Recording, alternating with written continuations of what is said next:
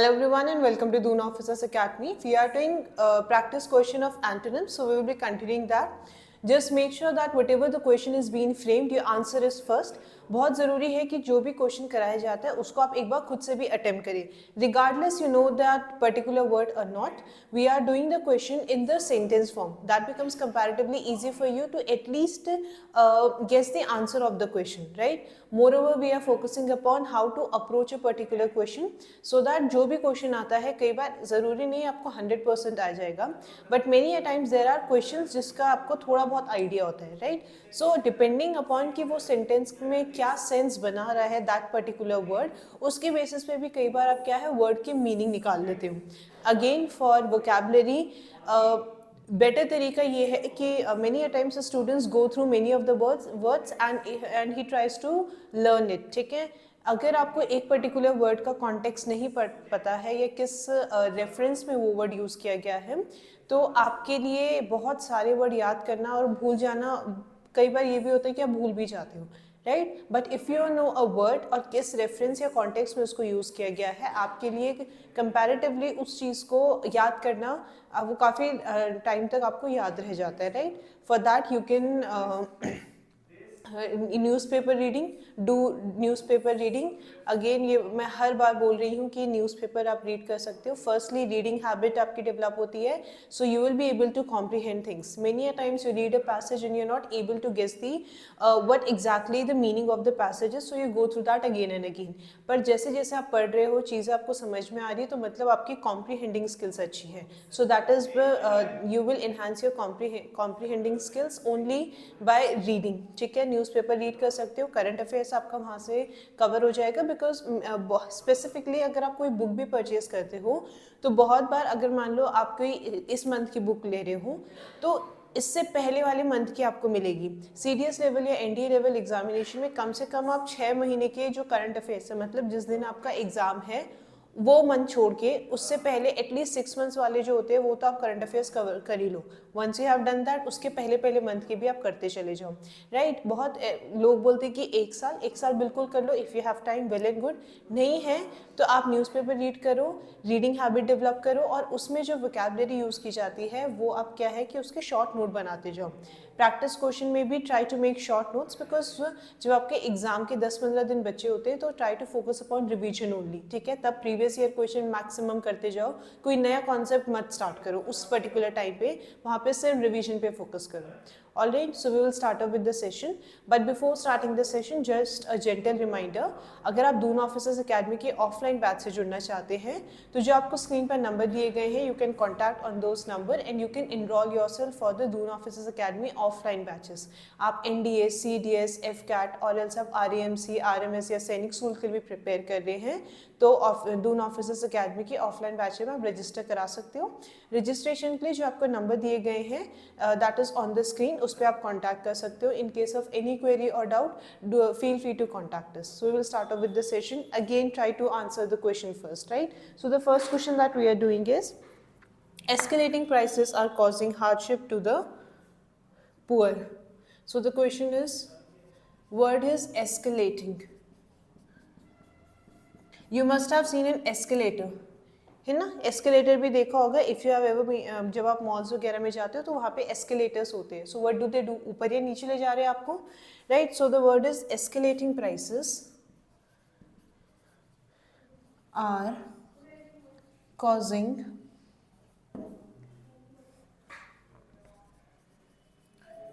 hardship to the poor. Fixed, falling, fluctuating,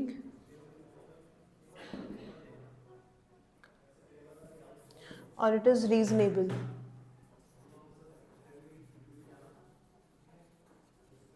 Alright, so the sentence is escalating prices are causing hardship to the poor. जिनको word का पता है, well and good, but in case you do not know the meaning of the word escalating,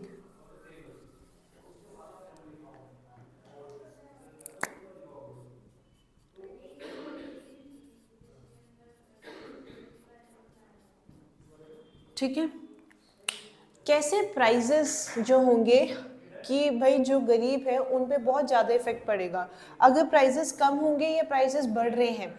भाई अगर if you will कोई भी आप जो पुअर है somebody who does not belong to a rich family, गरीबों के लिए सबसे ज़्यादा सी बेसिक नीड्स भी उनकी पूरी नहीं हो पाती है, राइट। तो उनकी बेसिक नीड्स क्या है वो पूरी नहीं हो रही, क्यों? क्योंकि प्राइजेस हाई है ना। उनको क्या चाहिए होता है भाई 3 टाइम का खाना, that is what they want, right. तो एस्केलेटिंग प्राइसेस मतलब एस्केलेटर क्या करता है, ऊपर जा रहा होता है ना, ठीक है। तो उसको हम क्या बोलते हैं, उसको भी हम एस्केलेटर बोलते हैं। तो एस्केलेटिंग का मतलब होता है कोई चीज़ जो बढ़ रही है gradually. We have even learn about a word accelerating, है ना। आपने साइंस में पढ़ते हो एक्सेलरेशन के बारे में, जब आप वेलोसिटी, स्पीड, ये सब आपका मोशन वाला जो चैप्टर आ जाता है 9th क्लास में फॉर सीबीएसई बोर्ड, तो उसमें आप पढ़ते हो वेलोसिटी, वेलोसिटी के बाद पढ़ते हो एक्सेलरेशन, ठीक है। Speed, speed with direction is velocity, है ना। तो उसी तरीके से एक्सेलरेशन आप भी पढ़ते हो। तो उसी का एक मिलता जुलता वर्ड है एक्सेलरेटिंग, मतलब कोई भी चीज़ जो धीरे धीरे क्या है, बढ़ रही है। तो उस प्राइसेस की वजह से क्या हो रहा है कि जो गरीब है, राइट, उन पे क्या हो रही है, उन पे दिक्कत आ रही है, उनको समस्या आ रही है, right, hardship. So even if you did not know the word escalating, तो भी आप फिगर आउट कर सकते हो सेंटेंस के बेसिस पे कि escalating का मतलब क्या है कि भाई प्राइसेस बढ़ रहे हैं, right. So now we know the meaning of the word escalating। इसका हमें क्या निकालना है, antonym, that is the opposite word. First is fixed. अगर फिक्स प्राइस होते तो उनके जिंदगी में कोई असर ही नहीं पड़ रहा था, है ना। तो फिक्स नहीं हो सकता।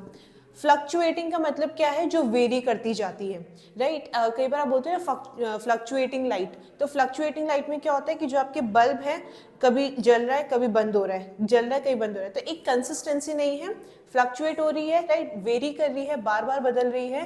तो ये भी नहीं हो सकता। रीजनेबल, अगर प्राइस रीजनेबल होता, है ना, मतलब कि भाई हाँ ये एक पर्टिकुलर चीज़ है, उसके पीछे जो रीज़न या लॉजिक लगा है सही है। जैसे कि कई बार आप बोलते हो ना कि भाई हाथ से तो बनी हुई है, हैंड क्राफ्टेड चीज़ जो होती है इट टेक्स टाइम, है ना। हाथ से बनी हुई चीज़ टाइम लेती है, इट टेक्स योर एनर्जी, है ना। बहुत आपको फोकस के साथ कोई चीज़ बनानी पड़ती है। तो इसीलिए हैंडमेड थिंग्स जो होती है आप देखोगे वो कंपैरेटिवली महंगी पड़ेगी आपको। मशीन मेड में क्या है, मशीन मेड में हार्डशिप नहीं है किसी एक इंडिविजुअल की, राइट। तो इसीलिए वो क्या हो गया, हैंडमेड चीज़ों का प्राइस जो होता है कंपैरेटिवली हायर होता है, वो रीज़न है कोई। सो रीजनेबल प्राइस नहीं है वो, right. So we are left with only one option, that is falling. Escalating का मतलब क्या होता है, राइजिंग, ठीक है। और फॉलिंग का मतलब क्या होता है, नीचे आ रहा है, गिर रहा है। So for this the correct answer is the C part, it should be falling. Alright, next question पे आ जाते हैं। I hope you are answering the questions.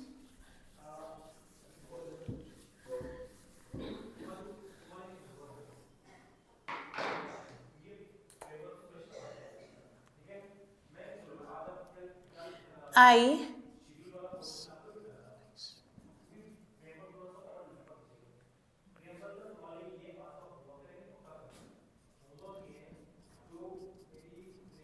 towards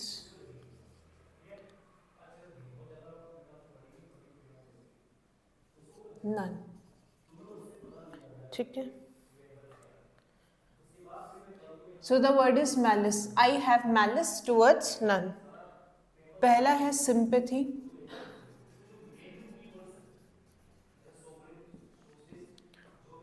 goodwill,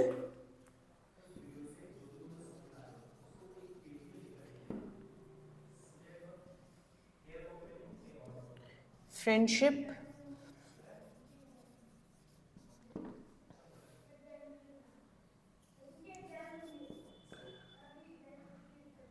attraction.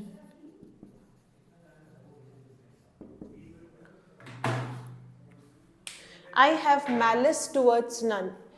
Malice का मतलब होता है, in fact there is another word similar to that, that is malady, ठीक है। MALADY, melody.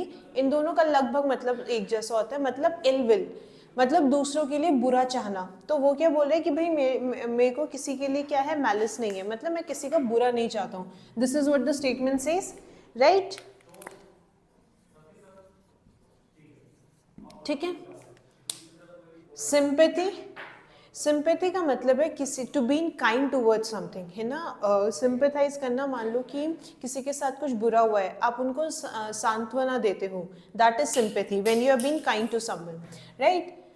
फिर है आपका गुडविल। देखो malice is what, ill will, Goodwill, right? That should be the answer. Attraction, friendship. Attraction नहीं, फ्रेंडशिप नहीं, ठीक है.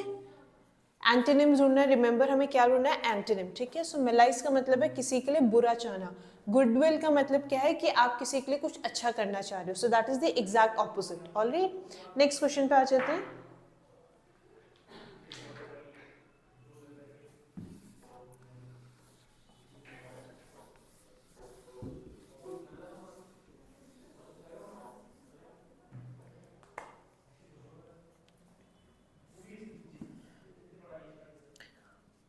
The boy comes of an affluent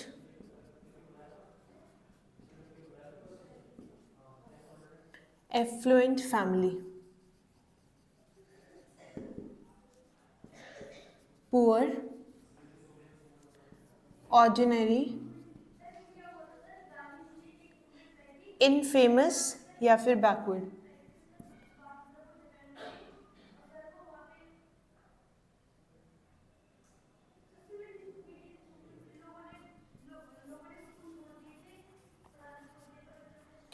Infamous, backward. Alright.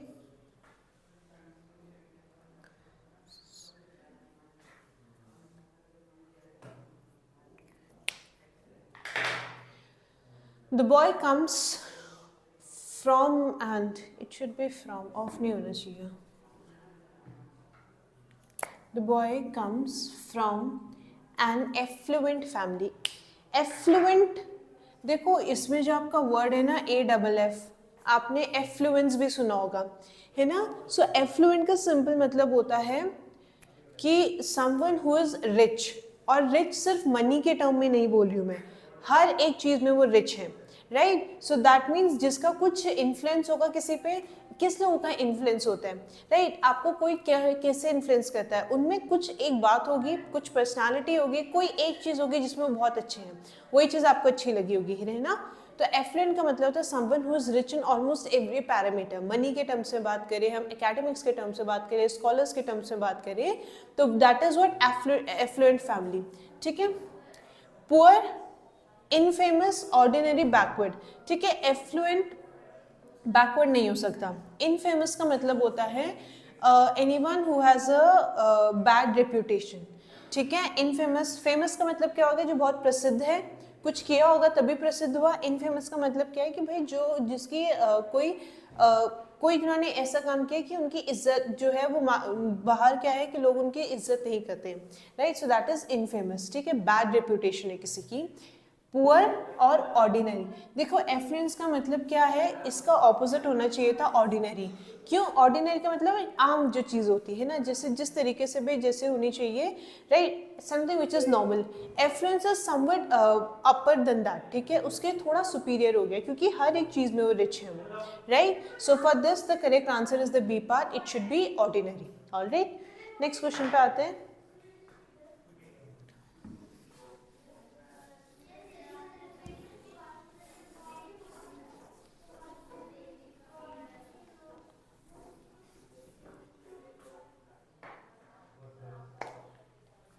So the next question is,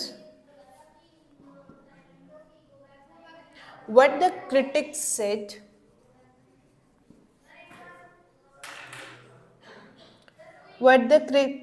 critics said about this new book.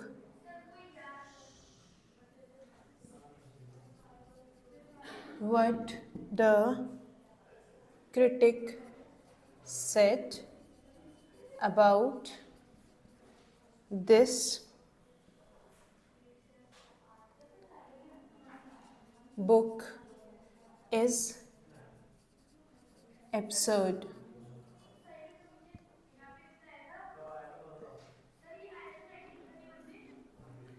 ठीक है, was absurd.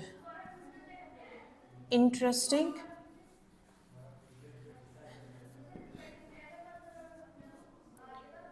impartial,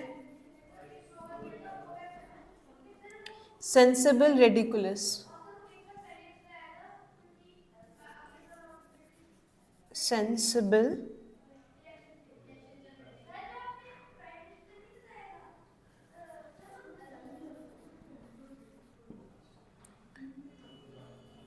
ridiculous. What the critics said about this new book was absurd. ठीक है.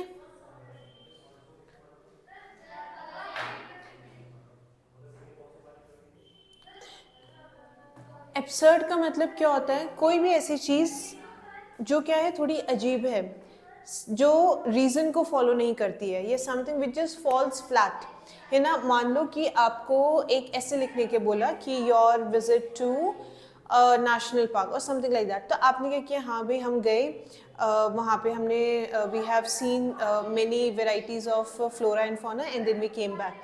सो that is absurd, मतलब जिसमें reason या logic या details नहीं है, तो वो क्या है, थोड़ा एब्सर्ड है, राइट. सो एब्सर्ड का मतलब होता है कोई भी चीज़ जिस विच लैक्स रीजन, या कोई भी चीज़ जो बिल्कुल फ्लैट है, मतलब उसमें कुछ आपके एलिमेंट्स नहीं है.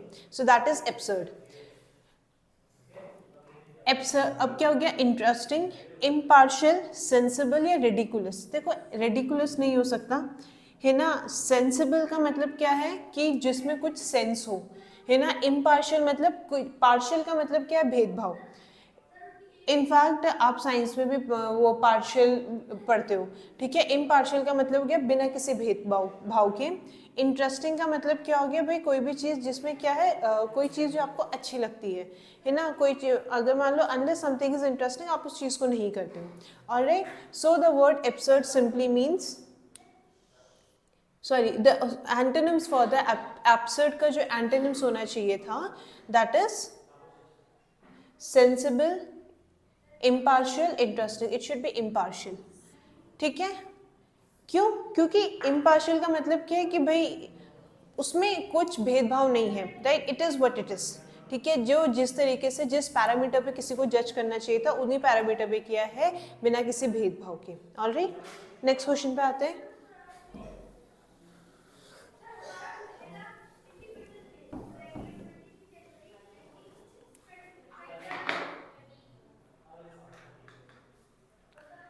The issue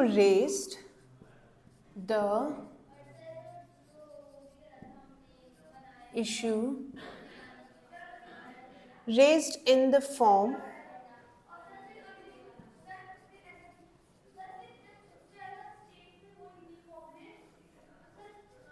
can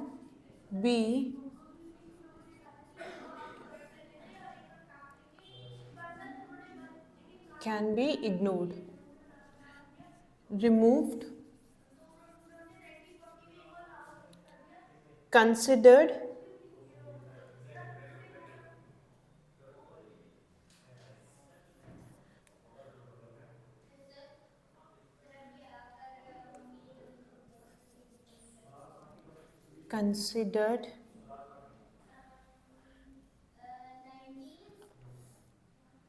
set aside,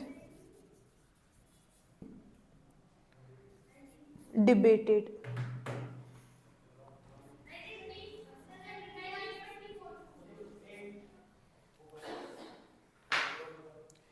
The issue raised in the form can be ignored. Ignored का मतलब क्या होता है, किसी भी चीज़ को when you don't pay attention to that, ठीक है. कोई चीज़ जिस पर जब आप ध्यान नहीं देते हो, so उसको आप क्या कर रहे हो, इग्नोर कर रहे हो, right. when you stop paying attention to something, right. अब इसका हमें क्या करना है, एंटोनिम निकालना है. रिमूव का मतलब क्या होता है, हटाना, ठीक है. सेट असाइड, ठीक है. किसी चीज़ को अगर सेट असाइड का मतलब है, मान लो कि मैं कोई काम कर रही हूँ, तो मैंने थोड़ी देर के लिए क्या किया कि उसको साइड रखा, है ना. So I am setting aside the work. मैंने ख़त्म नहीं किया उस पर ध्यान देना बंद नहीं किया, बस थोड़े टाइम के लिए उसको क्या किया कि भाई साइड में रखा है ना. कि भाई अभी इस काम की ज़रूरत नहीं, अभी ये वाला जो काम है वो दूसरा काम करने की ज़रूरत है, तो मैंने बस उसको क्या किया, साइड में कर दिया, ठीक है. असाइड का मतलब क्या है, साइड में, राइट. कंसिडर्ड या डिबेटेड, डिबेट का मतलब क्या है, आप डिबेट कंपटीशन में गए होंगे, वहाँ पे क्या करते हैं, दो लोग होते हैं जिनके अलग अलग कोई ओपिनियन होते हैं और उस पर वो क्या करते हैं, तर्क पेश करते हैं, right, they give reason to that कि भाई अगर एक पर्टिकुलर चीज़ है क्यों उनको ऐसा लगता है, राइट। तो डिबेटेड और दूसरा कंसिडर्ड, कंसिडर्ड का मतलब है किसी चीज़ को कंसिडर करना, मतलब उस पर ध्यान देना। इग्नोर का मतलब क्या है, उस पर ध्यान ना देना। एंटोनिम क्या होना चाहिए, B part, it should be considered, ठीक है। नेक्स्ट क्वेश्चन पे आते हैं।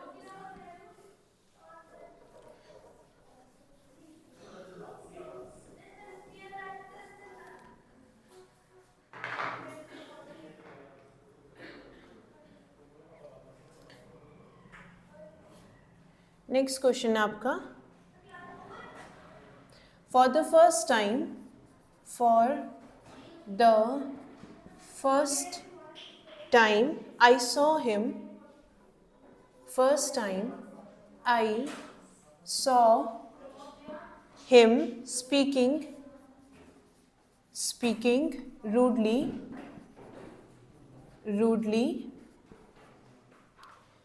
to her. So the first option is aggressive,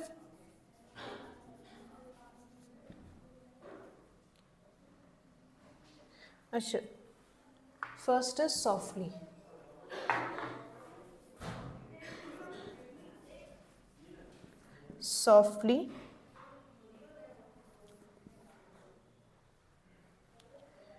gently,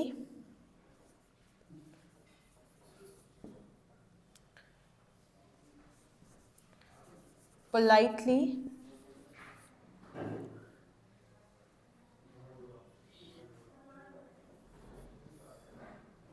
slowly, ठीक है। So the word that is given to you is rudely. What does rudely means?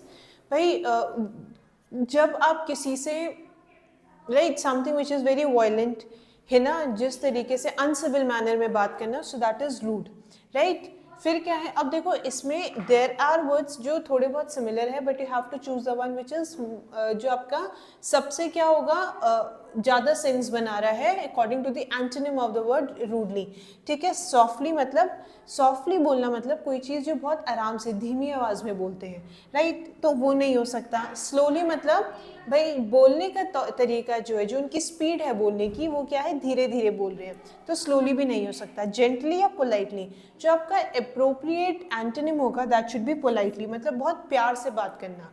Rudely का मतलब क्या होता है, अनसिविल मैनर में, बहुत क्या है कि कुछ बोलते हैं ना कि ये पूरे दिन गुस्से में रहता है, बहुत रूड है, राइट। तो उसमें किस तरीके से बात करें, वायलेंट वे में, अनसिविल वे में, right. So these were certain antonyms questions that we have done. I hope आपने एटलीस्ट शॉर्ट नोट तो ज़रूर बनाए होंगे, right. Again Doon officers academy के अगर ऑफलाइन बैच से जुड़ना चाहते हैं तो जो आपको स्क्रीन पर नंबर दिए गए हैं उस पर आप कॉन्टैक्ट कर सकते हैं। You can register yourself for the defence examination that you are preparing. RAMC, RMS हो गया, सैनिक स्कूल हो गया, या फिर FCAT, CDS हो गया, NDA लेवल एग्जामिनेशन हो गया, कोई भी एग्जाम के आप प्रिपेयर कर रहे हैं तो आप दून ऑफिसर्स अकेडमी के ऑफलाइन बैच से जुड़ सकते हैं। So this was all for today. Thank you and have a good day to you all.